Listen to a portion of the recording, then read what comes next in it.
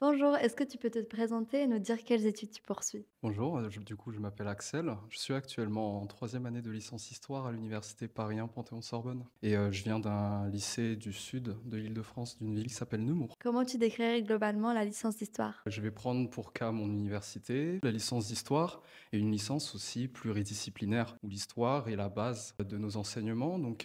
L'année se découpe selon 4 périodes: l'histoire ancienne, médiévale, moderne et contemporaine, avec des enseignements en économie, en droit, mais aussi en sociologie et en philosophie. Quelles sont les matières les plus importantes que tu as étudiées jusqu'à présent? Alors tout naturellement, ce sont les matières historiques, mais je dirais tout particulièrement l'histoire contemporaine puisque c'est une période historique encore à enjeu, notamment les enjeux historiographiques où les historiens sont encore en débat sur certains termes, sur certains événements, sur certains acteurs. Mais il ne faut pas négliger non plus les autres périodes historiques, mais je dirais, pour mon cas personnel, que l'histoire contemporaine serait le plus important car, pour moi, le plus complexe. Peux-tu nous décrire une semaine type que tu as en licence d'histoire? Alors, durant la semaine, nos cours sont répartis selon 3 modèles. Premier, nous avons les cours magistraux, qui sont juste un amas d'informations, surtout que nous avons à recopier. Nous avons ensuite les travaux dirigés, où c'est beaucoup plus de pratique. Et nous avons les cours en option, qui sont un petit peu un mix des deux. Quelle spécialité as-tu choisi au lycée et en quoi elles t'ont aidé pour ta licence d'histoire? Alors, j'ai pas un parcours très traditionnel, puisque au lycée, j'ai choisi de garder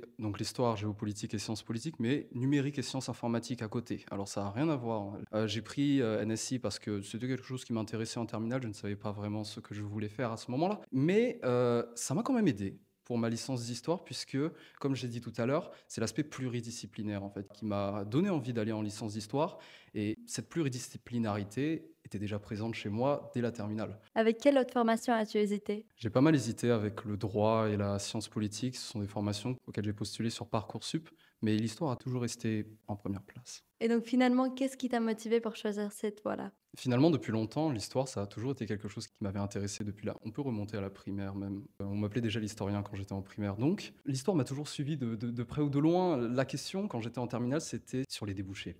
Si l'histoire était quelque chose qui pouvait me servir à l'avenir. C'est pour ça que j'hésitais avec le droit et la science politique. Finalement, j'ai décidé de suivre l'histoire parce que c'était quelque chose que j'aimais et que je vais continuer d'aimer au final avec les années qui vont suivre. Parce que étant donné que je suis en licence d'histoire à l'heure actuelle, c'est quelque chose qui me plaît énormément et je ne regrette absolument pas ce choix. Comment s'est passée la transition entre le lycée et les études supérieures? La transition a été très, très lourde, dans le sens où il y avait des habitudes qu'avaient les camarades autour de moi qui venaient de lycées parisiens que je n'avais pas du tout. Le premier exemple qui me vient en tête, c'est la lecture des manuels, des livres. L'idée de lire, c'était pas forcément quelque chose qui était présent abondamment dans mon lycée. Donc cette transition, lycée-fac peut être très lourde. Au début de l'année, en tout cas, on est seul dans une jungle avec plusieurs centaines d'élèves, voire milliers, dans mon cas à Paris 1. Et ça a été compliqué pour mon cas. J'ai réussi à remonter la pente, heureusement, mais c'était pas évident. As-tu rencontré des difficultés au début de ta formation? On va dire des difficultés, oui, des difficultés multiples, notamment sur la question des cours magistraux. C'était quelque chose de tout nouveau, forcément, pour un lycéen néo-étudiant. C'était quelque chose de tout nouveau sur la rapidité du professeur à dicter son cours. J'avais des fois du mal à prendre des notes. Il y a eu de la difficulté aussi sur la question de l'autonomie. C'est très compliqué cette assiduité à tenir et c'est ça, pour moi, la plus grosse difficulté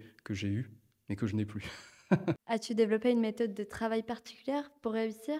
Ça va paraître peut-être spécial, à entendre, mais en tout cas, par jour, je ne travaille jamais plus de 3 4 heures. Par contre, je travaille tous les jours. Il n'y a pas un jour où je ne vais pas travailler, même si c'est moins de 4 heures, je vais quand même travailler parce que ma méthode principale, ça va être la répétition. La répétition pour mieux retenir les notions, surtout les dates. C'est très important forcément en histoire. Donc, par moment, j'utilise des ambiances sonores pour me mettre vraiment dans l'ambiance, puisque vu que ce sont des sessions relativement courtes, je dois être à 100 de la première seconde à la dernière. Qu'est-ce que tu aurais aimé savoir avant de commencer ta licence d'histoire? J'aurais aimé qu'on me dise déjà, dans un premier temps, que les 2 premières années d'études, les programmes sont choisis. C'est à partir de la L3 où véritablement nous allons commencer à choisir, notre domaine de spécialisation, que ce soit sur l'ère géographique ou sur les thématiques. Si j'avais voulu aller en histoire, c'était justement pour cette question de la liberté des sujets. Est-ce que tu pourrais nous partager un point positif de ta licence? Alors j'ai un gros point positif qui concerne la licence d'histoire, mais je vais prendre en particulier la licence d'histoire dans mon université, donc à Paris 1.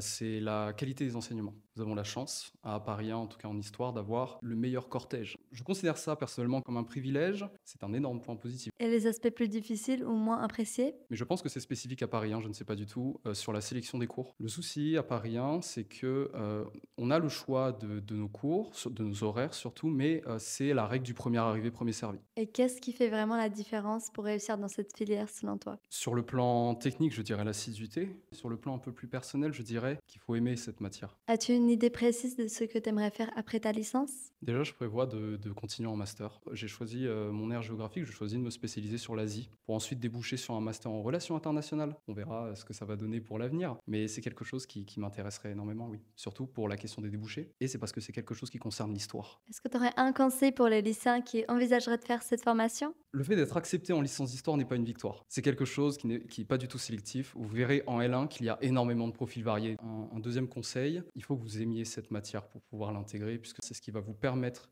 de continuer. Troisième conseil, c'est le par cœur sur la question des mots grecs, des mots de vocabulaire, super important. Et finalement, comment vois-tu l'avenir professionnel des étudiants en licence d'histoire? Alors déjà, il n'y a pas que prof d'histoire comme débouché. Avec une licence d'histoire, bon déjà, il y a la possibilité des masters. On peut se diversifier dans des masters de droit, de sciences politiques, de philosophie aussi. Il y a une grande diversité dans les masters. La licence d'histoire, étant donné qu'elle est pluridisciplinaire, ouvre la voie à des masters d'autres disciplines. Donc déjà sur ce point, ça enterre déjà l'hypothèse qu'on peut finir que prof d'histoire avec une licence d'histoire. Dans un deuxième point, avec une licence d'histoire, on peut finir par travailler dans des musées par exemple, sur la question du patrimoine, conservateur de musée, on peut être dans le journalisme, aussi rédiger des articles sur la revue L'Histoire par exemple. Il y a évidemment le domaine de la recherche, où on peut travailler dans des laboratoires, on peut finir maître de conférences, professeur des universités.